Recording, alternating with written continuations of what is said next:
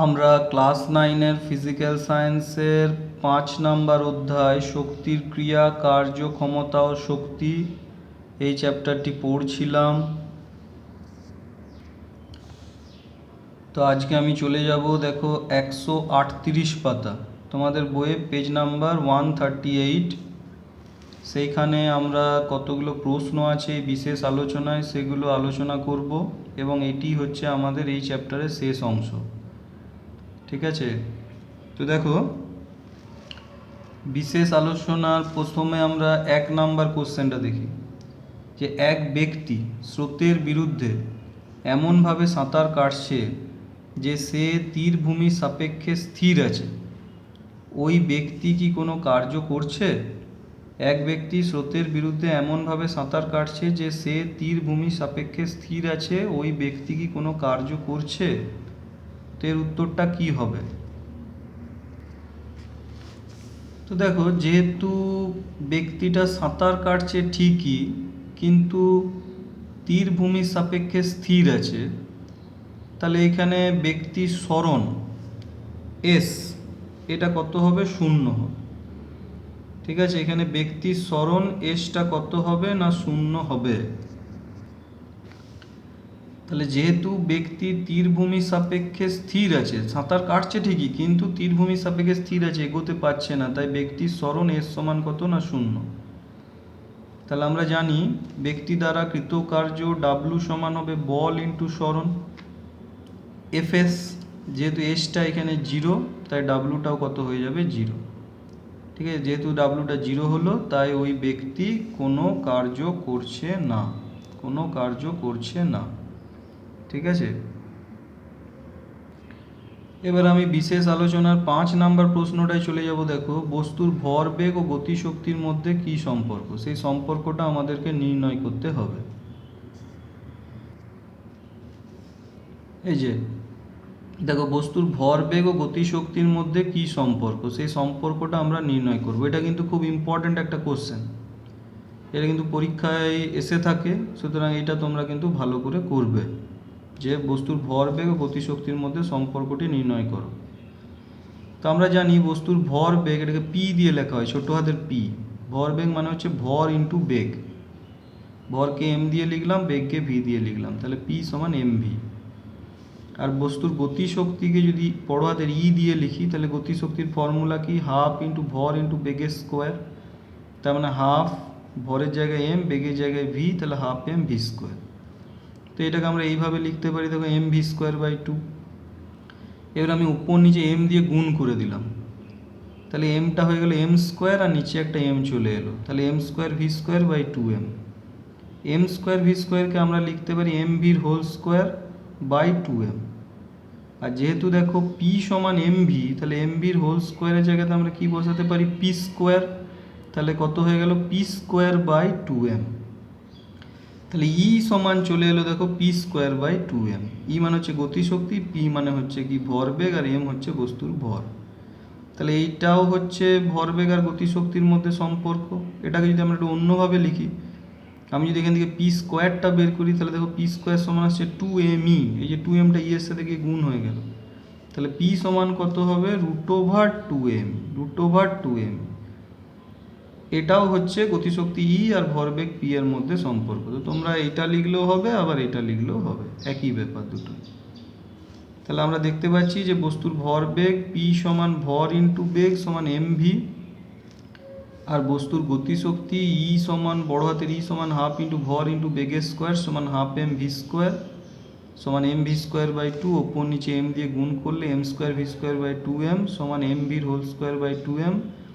M v মানে হচ্ছে ভরবেগ পি, তাহলে এম ভির হোল স্কোয়ার মানে হচ্ছে পি স্কোয়ার বাই 2m। তাহলে গতিশক্তি ই সমান কত চলে এলো? পি স্কোয়ার বাই 2m, যেখানে পিটা হচ্ছে বস্তুর ভরবেগ, এমটা হচ্ছে বস্তুর ভর। কিংবা পি স্কোয়ার সমান চলে আসছে, দেখো 2mটা ই এর সাথে গুণ হয়ে গিয়ে 2mই, বা পি সমান হচ্ছে √2m, যেখানে ইটা বস্তুর গতিশক্তি আর পিটা হচ্ছে বস্তুর ভরবেগ। তাহলে বস্তুর গতিশক্তি এবং ভরবেগের মধ্যে সম্পর্ক হয় পি সমান √2mই, বা ই সমান পি স্কোয়ার বাই 2m, যে কোনো একটা লিখলেই হবে।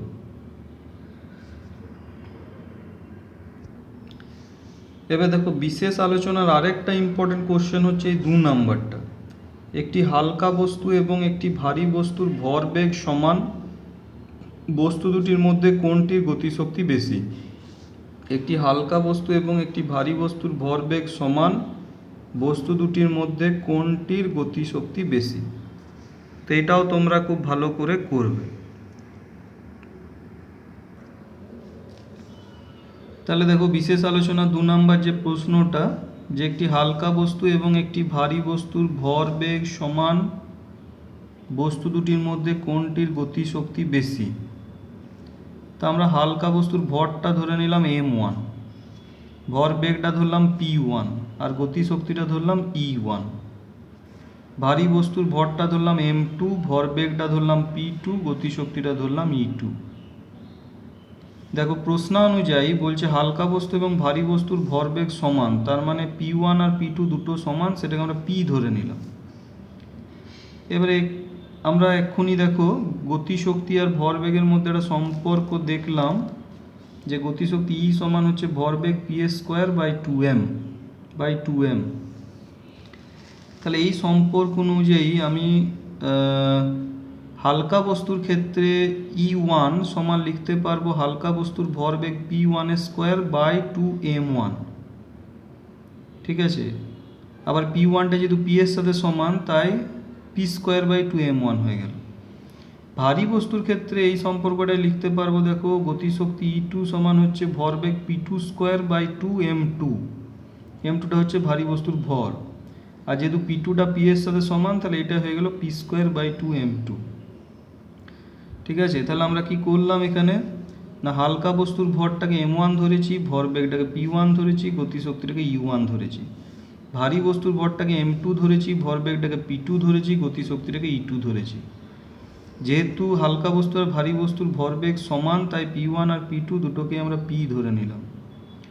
এবারে গতিশক্তি আর ভরবেগের মধ্যে এই যে সম্পর্কটা আমরা দেখলাম E সমান p²/2m, সেই সম্পর্ক অনুযায়ী হালকা বস্তুর ক্ষেত্রে আমরা কি লিখতে পারি, হালকা বস্তুর ক্ষেত্রে সবই 1 আছে দেখো, তাহলে E1 সমান কত হবে p1²/2m1, আর p1 যেহেতু p এর সাথে সমান, তাই p²/2m1। ভারী বস্তুর ক্ষেত্রে সবই দেখো 2 লিখেছি আমরা, তাহলে E2 সমান লিখতে পারো p2²/2m2, আর যেহেতু p2টা p এর সাথে সমান, তাই p²/2m2। এবারে আমরা E1কে E2 দিয়ে ভাগ করছি, তো E1 এর মান কত এসছে দেখো p²/2m1, এই যে বোস করালাম, বাই E2 মানে কি, মানে 1/E2। তো E2 যদি p²/2m2 হয়, তাহলে 1/E2 সমান কত হবে 2m2/p²।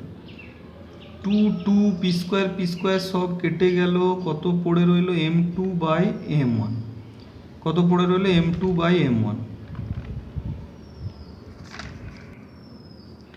তাহলে আমাদের পড়ে রইল কত না m2/m1। এখানে m2টা হচ্ছে ভারী বস্তুর ভর, আর m1টা হচ্ছে হালকা বস্তুর ভর, তাহলে নিশ্চয়ই m2 > m1 হবে। তাহলে m2 > m1 যদি হয়, তাহলে m2/m1 এটা >1, তাহলে m2/m1 এটা যদি >1 হয়, m2/m1টা যদি e1/e2 সাথে সমান, তাহলে e1/e2টাও >1 হয়ে যাবে, অর্থাৎ e1 > e2 হবে। এবার e1টা কার গতিশক্তি, হালকা বস্তুর গতিশক্তি, আর e2টা কার গতিশক্তি, ভারী বস্তুর গতিশক্তি।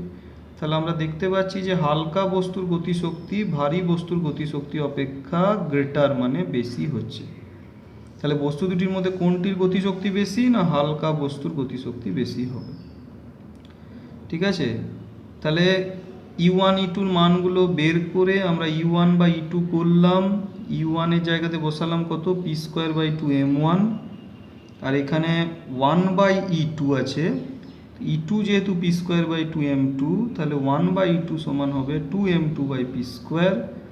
p² 2 কেটে গেল, পড়ে রইল m2/m1।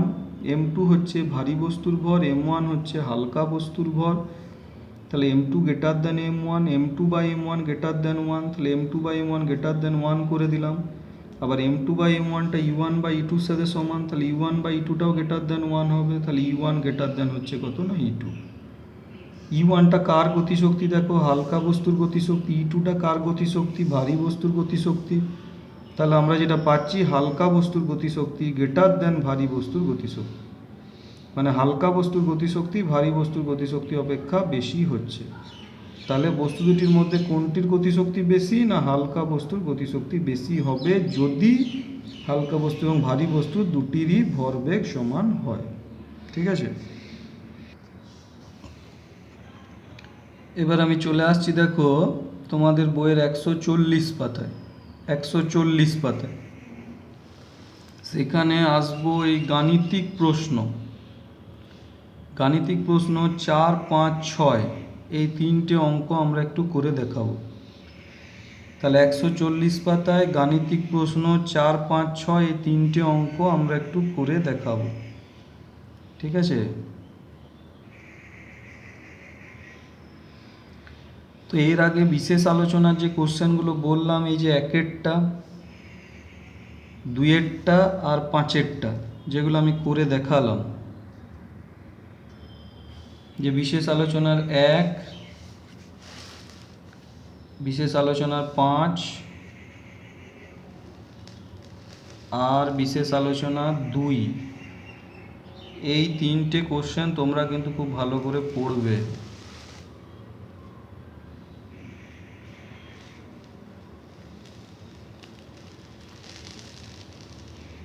এগুলো কিন্তু পরীক্ষাতে খুবই এসে থাকে। এরপর আমরা যেটা বললাম 140 পাতায় গাণিতিক প্রশ্ন 4, 5 আর 6 তিনটে অঙ্ক আমরা একটু করে দেখি।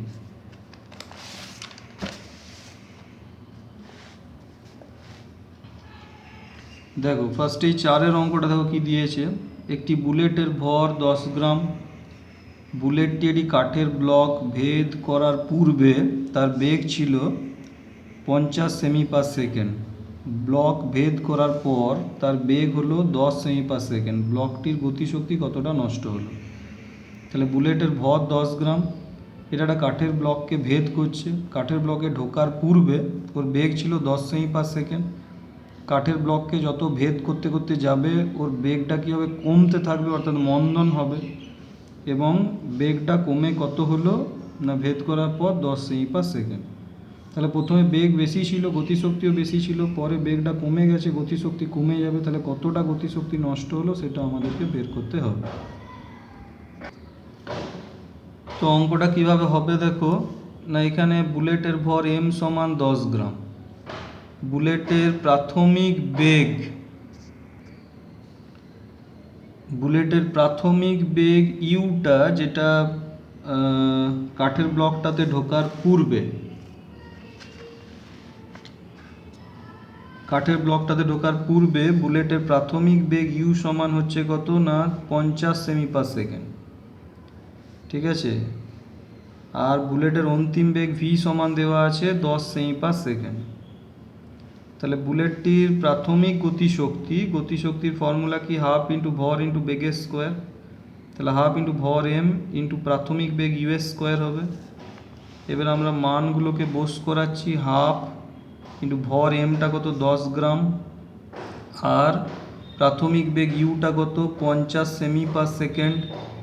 তাহলে যেহেতু এখানে ইউ স্কোয়ার আছে, ইউ স্কোয়ার আছে, তাহলে হাফ ইন্টু এমটা হচ্ছে 10 বসালাম, আর ইউ স্কোয়ার ইউটা তাহলে দুবার বসবে, 50 ইন্টু 50।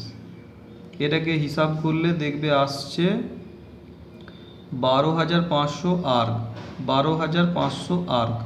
তোমরা হিসাবটা করে দেখবে।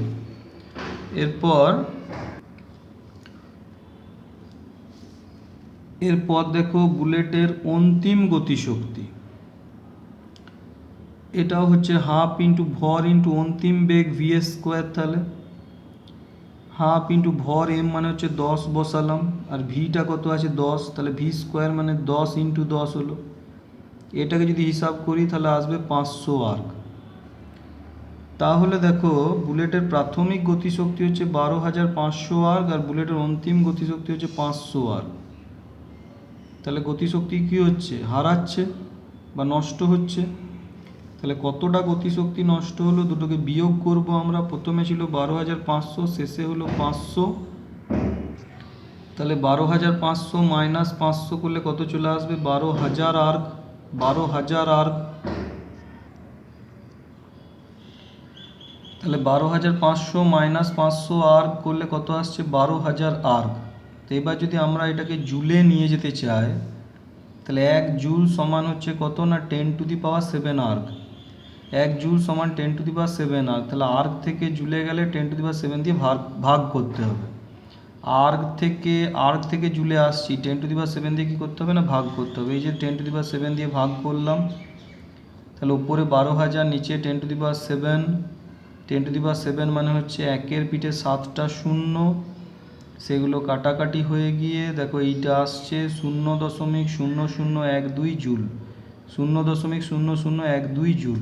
ঠিক আছে, তোমাদের বইয়ে উত্তর দেখো কত দেওয়া আছে, এই যে 0.0012 জুল।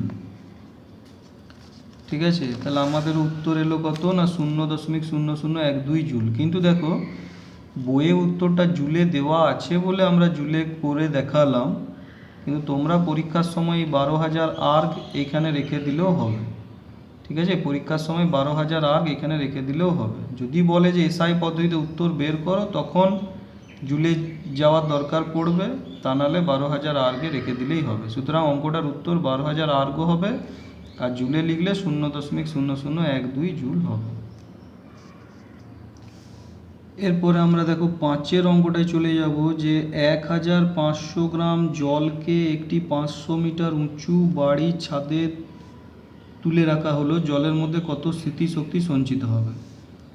আমরা জানি ভূপৃষ্ঠের স্থিতিশক্তি 0, কিন্তু জলটাকে 500 মিটার উঁচুতে যখন তুলে রেখেছি, তাহলে জলের মধ্যে কি শক্তি সঞ্চিত আছে? স্থিতিশক্তি সঞ্চিত আছে, সেইটাই আমাদেরকে বের করতে হবে। তো দেখো এইটা 500 মিটার আর এটা 1,500 গ্রাম। তাহলে অঙ্কটা যদি এসআই পদ্ধতিতে করি, 500 মিটারটা এসআই আছে, কিন্তু 1,500 গ্রামটা সিজিএসে আছে। এটাকে আমাদেরকে এসআই মানে কেজিতে নিয়ে যেতে হবে, তবেই আমরা অ্যান্সারটা স্থিতিশক্তির অ্যান্সার জুলে পাবো। তাহলে দেখো জলের ভর এম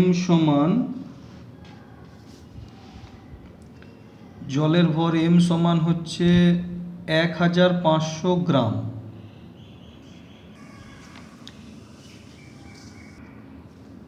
আবার দেখো জলের ভর এম সমান হচ্ছে 1,500 গ্রাম। তো এটাকে যদি আমরা কেজিতে নিয়ে যাই, গ্রাম থেকে কেজিতে যেতে গেলে 1,000 দিয়ে ভাগ করে দিতে হবে। 1,500 গ্রাম, এটা যদি কেজিতে যায় তাহলে 1,500 বা 1,000 কেজি হবে। ঠিক আছে, আর জলটাকে কতটা উচ্চতায় তুলে রাখা হয়েছে না, এই সমান হচ্ছে 500 মিটার। তাহলে জলে কতটা স্থিতিশক্তি সঞ্চিত থাকছে না, সঞ্চিত স্থিতিশক্তির ফর্মুলা আমরা জানি mgh। এমটা হচ্ছে 1,500 বাই 1,000 কেজি। এই যে 1,500 বাই 1,000 এসআইতে এলো। জি মানে হচ্ছে অভিকর্ষীয় ত্বরণ, আমরা জানি 9.8 মিটার পার সেকেন্ড স্কোয়ার, সেটা বসানো হলো। আর এইচ মানে উচ্চতা কত? 500 মিটার। ঠিক আছে, 500 মিটার। তাহলে এইগুলোকে আমরা এবারে যদি হিসাব করি, এখানে দেখো 1,500 বাই 1,000, 9.8 মানে হচ্ছে 98/10। তাহলে এখানে উপরে আছে 1 2 3 4টে শূন্য, নিচেও আছে 1 2 3 আর একটা 4টে শূন্য, কেটে গেল। নিয়ে 15 × 5 হচ্ছে কত? 75, × 98 করলে আমাদের আসবে কত? 7,350। আর যেহেতু অঙ্কটা এসআইতে করছি, তাই স্থিতিশক্তির একক কী হবে না জুল। তাহলে সঞ্চিত স্থিতিশক্তির পরিমাণ হয়ে গেল 7,350 জুল। অঙ্ক করলে একক কিন্তু অবশ্যই দিতে হবে। ঠিক আছে,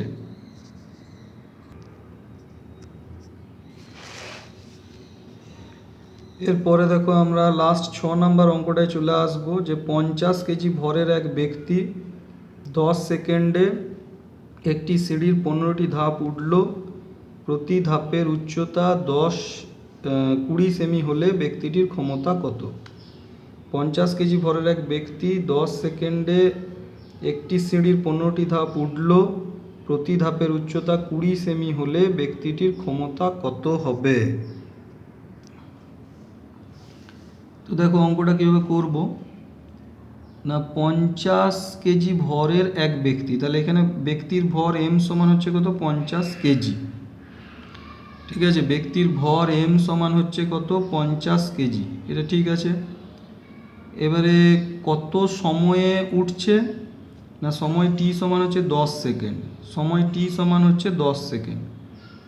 এবার দেখো কটি ধাপ উঠছে না 15টি ধাপ, আর একটি ধাপের উচ্চতা হচ্ছে 20 সেমি। তাহলে প্রতি ধাপের উচ্চতা 20 সেমি, প্রতি ধাপের উচ্চতা 20 সেমি, আর লোকটা কটা ধাপ উঠছে 15টা ধাপ উঠছে সিঁড়ি। তাহলে 15টি ধাপের উচ্চতা কত হবে না 20 into 15 semi, 20 into 15 semi, 20 into 15 semi করলে কত হবে 300 সেমি। কিন্তু অঙ্কটা আমি এসআইতে করব, তাহলে সেমি থেকে মিটারে যাব, 100 দিয়ে ভাগ করলাম, সেমি থেকে মিটারে যেতে 100 দিয়ে ভাগ করলাম, তাহলে আমার কত চলে আসছে না 3 মিটার। তাহলে লোকটি কতটা উচ্চতা উঠলো, এই 15টি ধাপ ওঠার ফলে কতটা উচ্চতা উঠলো না এই সমান হচ্ছে কত না 3 মিটার। আর আমরা জানি অভিকর্ষীয় ত্বরণ জি এর মান হচ্ছে 9.8 metre per second square SI পদ্ধতিতে। এবার আমাকে চেয়েছে ব্যক্তিটির ক্ষমতা কত। তো ব্যক্তির ক্ষমতা মানে আমরা জানি কি কার্য বাই সময়, কার্য সমান হচ্ছে বল ইন্টু সরণ বাই সময়। এখানে বল মানে ব্যক্তিটি কোন বলের বিরুদ্ধে উঠছে না অভিকর্ষ বলের বিরুদ্ধে উঠছে, আর অভিকর্ষ বল মানেই হচ্ছে ব্যক্তির ওজন এমজির সাথে সমান। সরণ মানে হচ্ছে কতটা উচ্চতা উঠলো এইচ, আর সময়কে টি দিয়ে লিখলাম, তাহলে এমজিএইচ বাই টি। তাহলে ব্যক্তির ক্ষমতা সমান কার্য বাই সময়, কার্য সমান বল ইন্টু সরণ বাই নিচে সময়।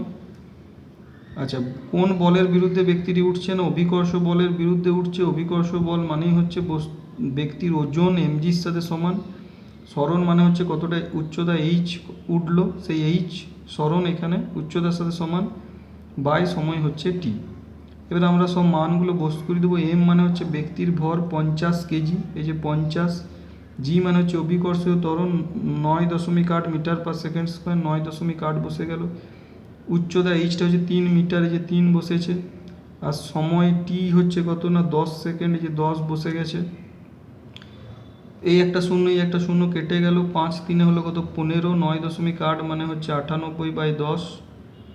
ঠিক আছে, এবার আমি 5 দিয়ে কাটছি, 10কে 5 দিয়ে কাটলে 2 পড়ে থাকে, 15কে 5 দিয়ে কাটলে 3 পড়ে থাকে, তাহলে 3 গুণিত 98/2, 98কে 2 দিয়ে কাটলে 49, 3 গুণিত 49 করলে কত আসবে 147 ওয়াট, 147 ওয়াট। তাহলে ব্যক্তির ক্ষমতা হচ্ছে 147, আর ক্ষমতার এসআই একক হচ্ছে কি না ওয়াট, ক্ষমতার এসআই একক ওয়াট। তাহলে ব্যক্তির ক্ষমতা হচ্ছে 147 ওয়াট, এটা উত্তর হলো। ঠিক আছে, তাহলে এখানেই আমাদের এটা শেষ হয়ে গেল। তাহলে দেখো আমরা যে চ্যাপ্টারটা পড়ছিলাম 5 নাম্বার চ্যাপ্টার শক্তির ক্রিয়া কার্য শক্তি ও ক্ষমতা, 5 নাম্বার চ্যাপ্টার শক্তির ক্রিয়া কার্য শক্তি ও ক্ষমতা, এটা আজকে আমাদের এখানেই শেষ হলো। 5 নাম্বার চ্যাপ্টার যেটা শক্তির ক্রিয়া কার্য শক্তি ও ক্ষমতা, এটা আজকে আমাদের এখানেই শেষ হলো। তাহলে চ্যাপ্টারটি এখানেই শেষ হলো। যেগুলো করানো হলো তোমরা সেগুলো বাড়িতে ভালো করে করবে। এরপর আমরা আবার নতুন চ্যাপ্টার পরের দিন ধরব। ঠিক আছে, এই টপিক এই অবধি রইল।